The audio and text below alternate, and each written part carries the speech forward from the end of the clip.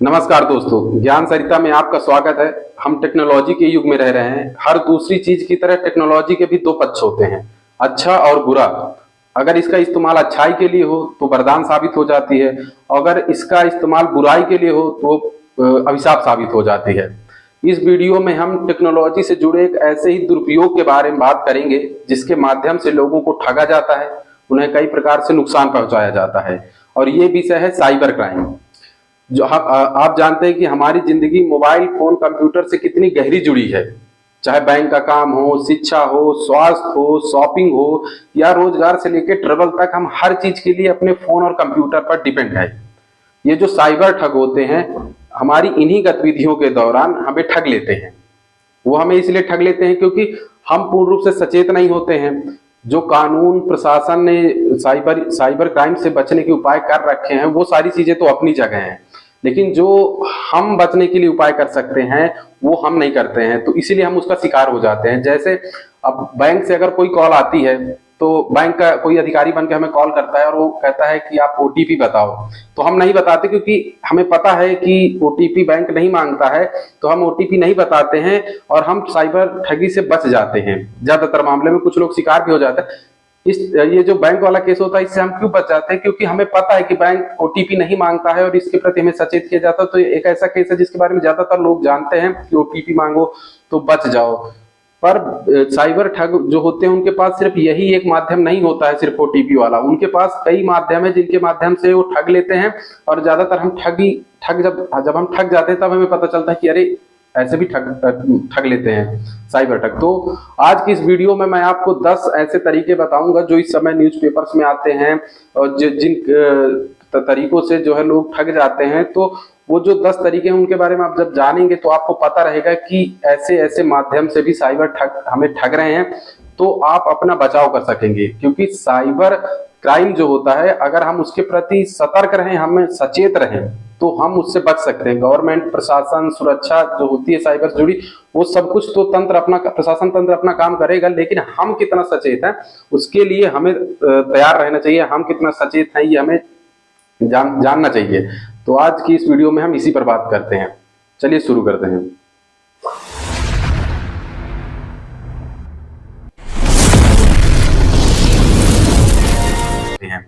तो जो पहला मामला है वो है डीप फेक स्कैम का। ये जो डीप फेक स्कैम है ये एआई टेक्नोलॉजी से जुड़ा हुआ है। आप जानते हैं कि इस समय एआई टेक्नोलॉजी की चर्चा पूरी दुनिया में हो रही है। तो जो एआई टेक्नोलॉजी है इसका इस्तेमाल साइबर क्राइम से जो जुड़े ठग हैं तो वो करते हैं। एक मामला आया था चीन का, जहां एक व्यक्ति जो है के पास वीडियो कॉल आती है और सामने वाला व्यक्ति उसका दोस्त होता है। और जब वो व्यक्ति उससे कहता है कि मुझे बहुत इमरजेंसी में जो है पैसों की जरूरत है, तो वो उसकी मदद कर देता है। फिर जब बाद में अपने दोस्त से बात करता है तो वो तो साफ मना कर देता है कि मैंने तो ऐसी कोई कॉल ही नहीं की। तो वो परेशान हो जाता है कि ऐसा क्यों हुआ है। दरअसल ऐसा इसलिए हुआ है क्योंकि जो डीप फेक स्कैम होता है इसमें आर्टिफिशियल इंटेलिजेंस का इस्तेमाल करके एक व्यक्ति का चेहरा बना लिया जाता है कंप्यूटर पे।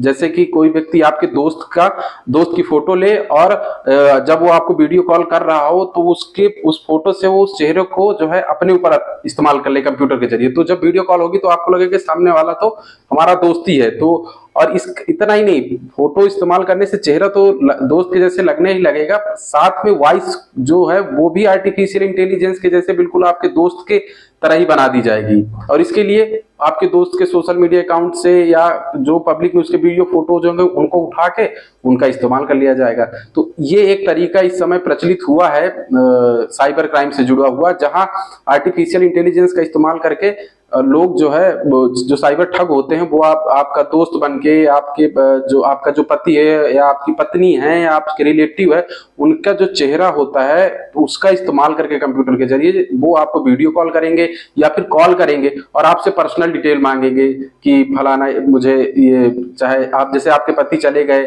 और या आपकी पत्नी चली गई और आपको कॉल करती है कि मेरा घर पे ये डॉक्यूमेंट रह गया है बैंक से जुड़ा हुआ, तो इसके बारे में थोड़ा बता दो और मुझे पता नहीं। तो आप सोचोगे कि जो आवाज आ रही है तो वो तो मेरे पति, पत्नी, दोस्त या रिलेटिव की ही है। तो आप उसको दे दोगे जानकारी, तो इससे आप ठगी का शिकार हो जाओगे। तो आपको पता होना चाहिए कि जब अगर ऐसी कभी कोई कॉल आती है, जब आपका रिलेटिव कोई कॉल करता है नए नंबर से, जो उसका व्यक्तिगत नंबर है तो वो तो उसी से कॉल करेगा। अगर नए नंबर से कॉल आते हैं और कोई आपसे वीडियो कॉल के जरिए या वॉइस कॉल के जरिए कहता है कितने पैसे लगा दो, या मुझे बैंक से जुड़ी ये डिटेल बता दो, मैं घर में भूल गया हूं, तो आप सबसे पहला काम ये करें कि तुरंत जो है अपने रिलेटिव के उस नंबर पे फोन लगाए जो उसका पर्सनल नंबर है।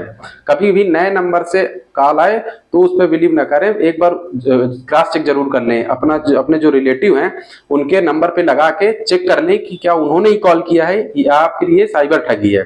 तो इसके प्रति सचेत रहना होगा। ये ऐसा केस है जो हाल फिलहाल में प्रचलित हुआ है। जो साइबर ठगी से जो दूसरा केस है, साइबर ठगी से जुड़ा हुआ जो दूसरा केस है वो ये है कि कुछ ऐसे साइबर ठग हैं जो ग्रुप बना के रखे हैं। तो लड़कियां जो होती हैं वो युवाओं को या और किसी को भी वीडियो कॉल करती हैं, चैटिंग करती हैं, फिर उनसे अश्लील तरीके से वीडियो चैटिंग करती हैं और उसको रिकॉर्ड कर लेती हैं। जब वो रिकॉर्ड कर लेती हैं तो फिर उस व्यक्ति को उसके आधार पर ब्लैकमेल किया जाता है कि तुम इतने पैसे दो या ऐसा करो, नहीं हम तुम्हारा ये जो वीडियो है लड़की से बात करने का, चैट करने का, तो इसको हम लीक कर देंगे। अब व्यक्ति फंस जाता है। अब वो सोचता है कि अगर मैं इसको पैसे नहीं दूंगा, लीक कर देगी तो लीक कर देंगे तो फंस जाऊंगा, अगर मैं पुलिस के पास जाऊंगा तो भी मेरे परिवार को और दूसरे लोगों को पता चल जाएगा।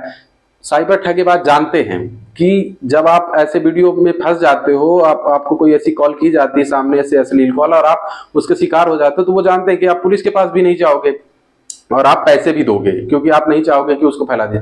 जब भी ऐसा कोई केस हो तो जो हमारी साइबर सिक्योरिटी से जुड़ा तंत्र है वो कहता है कि जब भी अब ऐसा कोई केस हो तो आप पुलिस के पास जाओ, आपके ऊपर कोई कार्रवाई नहीं होगी। आपके मामले की वजह से पुलिस को पता चलेगा तो वो इसके लिए सुरक्षात्मक कदम उठा सकेंगे और उन ठग को पकड़ सकेंगे। तो आपके साथ अगर ऐसी कोई घटना होती है तो सचेत रहें। तीसरी है लोन से जुड़ा हुआ फ्रॉड। बहुत सारे पर्सनल लोन्स के ऐप होते हैं जहां आप पर्सनल लोन के लिए अप्लाई करते हैं। हरियाणा से जुड़ा एक मामला है, एक व्यक्ति ने पर्सनल लोन पे, और वो पर्सनल लोन का जो ऐप था वो बाकायदे ओरिजिनल ऐप था, पर जब उन्होंने उस पर किया मतलब लोन के लिए अप्लाई किया तो अब उनके साथ ऐसा क्या हुआ वो खुद नहीं समझ पाए। उधर से कॉल आई और उन्होंने कहा कि हाँ हम फलाना ऐप से बोल रहे हैं जिस ऐप पे वो पर्सनल लोन लेना चाहते थे। उन्होंने कहा कि आपका पर्सनल लोन अप्रूव हो गया है और अगर आपको अपना लोन जो है चाहिए तो आपको कुछ पैसे जो है सिक्योरिटी के लिए आपको देना पड़ेंगे। तो उन्होंने जो पैसे डिमांड किए वो व्यक्ति वो देते गए 10,000 50,000। फिर जब वो समझे, उनको लगा कि कहीं ऐसा तो नहीं कि कोई धोखाधड़ी हो, तो उन्होंने कहा कि मेरे पैसे वापस कर दिए जाएं और मैं लोन नहीं लेना चाहता। तो फिर उन्होंने कहा कि आपके पैसे तब वापस होंगे जब आप और पैसे भेजेंगे, क्योंकि ये वाले पैसे जो है होल्ड हो गए हैं और इनको जो है निकालने के लिए जो पैसे आपके भेजे गए हैं तो फ्रीज हो गए हैं। तो अगर आप चाहते हैं कि वो पैसे आपके वापस हो जाएं तो इतने पैसे आपको और जमा कर। ऐसे ऐसे करके वो व्यक्ति जमा करता गया। 5 लाख का लोन लेना था और अंततः उसको 7 लाख रुपये से उसके 7 लाख रुपए ठग लिए गए। तो ये तीसरा मामला है। जब भी आप कोई पर्सनल लोन ले तो बाकायदे जांच कर लें, क्योंकि उस व्यक्ति ने उनसे आईडी मांगी थी तो जो साइबर ठग थे उन्होंने बाकायदा फर्जी प्रमाण पत्र, फर्जी आईडी कार्ड ये दिखा दिया था कि हाँ हम बैंक के अधिकारी ही हैं। तो आप सावधान रहे, वो सबसे पहले आपका भरोसा ही जीतते हैं। तो तीसरा मामला ये हो गया।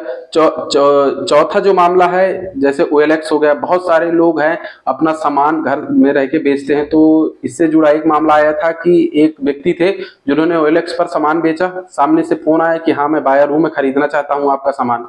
अब जब उन्होंने सामान खरीदने की बात की तो उन्होंने कहा कि अगर आपको सामान बेचना है तो थोड़ा इतना जो है कुछ पैसे आपको अपना अकाउंट वेरिफिकेशन के लिए या इस तरीके से कुछ टेक्नोलॉजिकल शब्दों का इस्तेमाल करके उनको बेवकूफ बना लिया कि आप इतने पैसे भेज दो तो इससे पता चल जाएगा कि आप सही में बेचना चाहते हो अपना सामान, आप सही मतलब कोई फ्रॉड नहीं कर रहे हो, आप सच में सामान बेचना चाहते हो। तो उन्होंने अपना भेज दिया पैसा ऑनलाइन और जैसे ही भेज दिया उनके पास अकाउंट की डिटेल पहुंच गई। अब क्या तरीका था, जो भी तरीका रहा उससे वो सामने वाले व्यक्ति ने उनके अकाउंट से 1 लाख रुपए उड़ा दिए। तो बात यह कि जब भी आप ऐसा कोई सामान ऑनलाइन बेचें तो सबसे पहली चीज कि व्यक्ति से कॉल पर ही बात करें जो आपका सामान खरीद रहा है, और दूसरा पैसे हमेशा कैश में दे।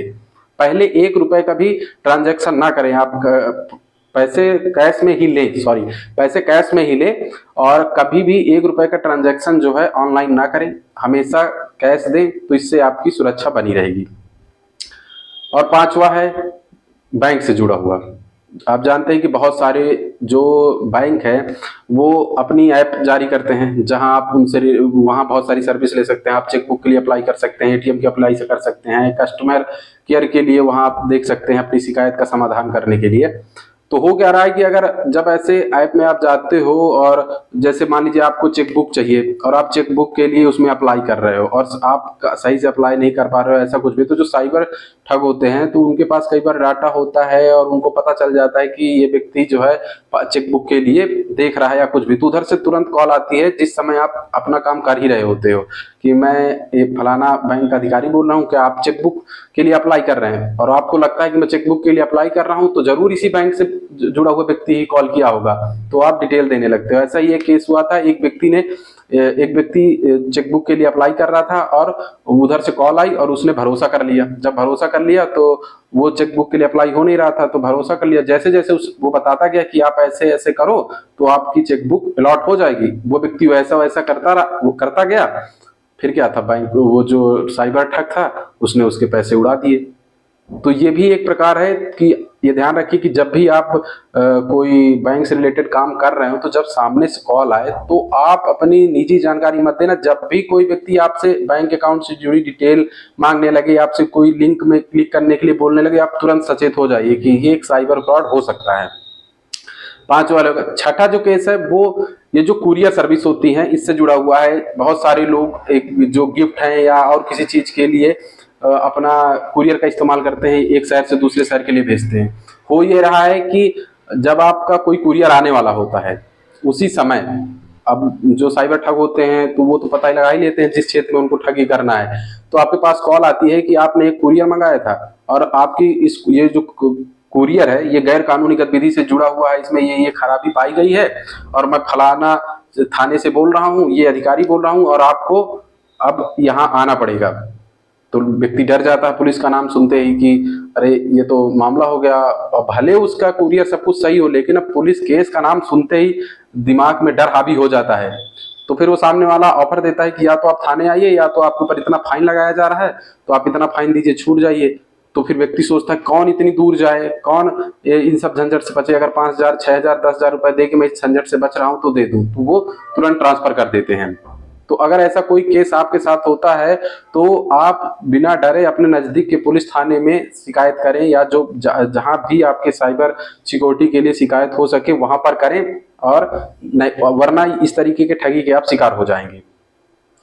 सातवां है, जब आप फेसबुक, इंस्टाग्राम या इस तरह के कोई भी ऐप आप देख रहे होते हैं या आप गूगल में आप सर्चिंग कर रहे होते हैं, बहुत सारी वेबसाइट होती हैं जहां आप देख रहे होते हैं, कुछ भी अपने लिए सर्च कर रहे होते हैं, तो उसमें ऐड आता है। जैसे 150 रुपए में एक आपको शानदार जैकेट दिखेगी, साड़ी दिखेगी, सलवार सूट दिखेगा, बहुत ही कम प्राइस में, 100 रुपए में, 150 रुपए में। तो हमें लगता है कि अरे ये तो इतना सस्ता है, तो उसमें दिया रहता है कि आप अगर इसको खरीदना चाहते हैं तो इस लिंक पे क्लिक करके आप शॉपिंग करें और ऑर्डर आपके घर पे पहुंच जाएगा। तो हम सोचते हैं 150 रुपए का अगर इतना अच्छा सामान मिल रहा है, इतना सस्ता, तो क्यों ना खरीद ले। तो हम ऐसी वेबसाइट, ऐसे ऐप्स में क्लिक कर देते हैं। क्लिक करने के बाद वो हमारी बैंक की डिटेल मांगता है पैसे ट्रांसफर करने के लिए। तो जब हम अपना डिटेल डाल देते हैं तो फिर वो हमारा बैंक का अकाउंट में जो पैसे होते हैं उसे खाली कर देता है। तो आप ये ध्यान रखें कि जब आप खरीदारी करें तो किसी ना किसी वैलिड प्लेटफॉर्म से करें। बहुत सारे हैं, मैं नाम नहीं ले रहा हूं। आप जानते हैं कि जो ऑनलाइन के लिए जो बड़ी बड़ी कंपनियां हैं तो उनके ऐप इस्तेमाल करें, उनके माध्यम से आप खरीदारी करें, ना कि ऐसे किसी फर्जी वेबसाइट से। और लालच में कभी ना आए कि 150 रुपए 200 का इतना अच्छा सामान मिल रहा है तो किसी भी वेबसाइट से या किसी भी ऐप से आप शॉपिंग करने लगे। और जो 8वां मामला है वो गिफ्ट वाउचर से जुड़ा हुआ है। ऐसा ही एक केस आया था कि एक प्रशासन से जुड़े अधिकारी थे, उनके पास व्हाट्सएप पे मैसेज आया उनके उच्च अधिकारी के नाम पे, फोटो लगी थी बाकायदा सब कुछ, कि फलाना इतने का गिफ्ट वाउचर जो है आप खरीद लें, और ऐसा कुछ मामला था। तो उन्होंने बिना जांचे परखे उस अधिकारी का नाम देखते ही उसको खरीद लिया और फिर बाद में पता चला कि उनके साथ फ्रॉड हो गया। तो कोई भी ऐसी चीज होती है जहां आपको पैसे स्पेंड करने के लिए कहा जा रहा है किसी के नाम से, तो आप एक बार क्रॉस चेक जरूर कर लें कि उसी व्यक्ति ने कहा है कि नहीं कहा है, या फलाना समूह या संस्था जिसका नाम लिया जा रहा है उसके माध्यम से किया जा रहा है कि नहीं किया जा रहा है। तो इस चीज का भी आप ध्यान रखें। और नवा मामला जो है वो डेटिंग सर्विस से जुड़ा हुआ है। ऐसी कई न्यूज आई हैं कि जहां कुछ जो साइबर ठग हैं वो ग्रुप बनाते हैं और युवाओं को या किसी भी ऐसे व्यक्ति को वो टारगेट करते हैं जहां उनको लगता है कि इस व्यक्ति को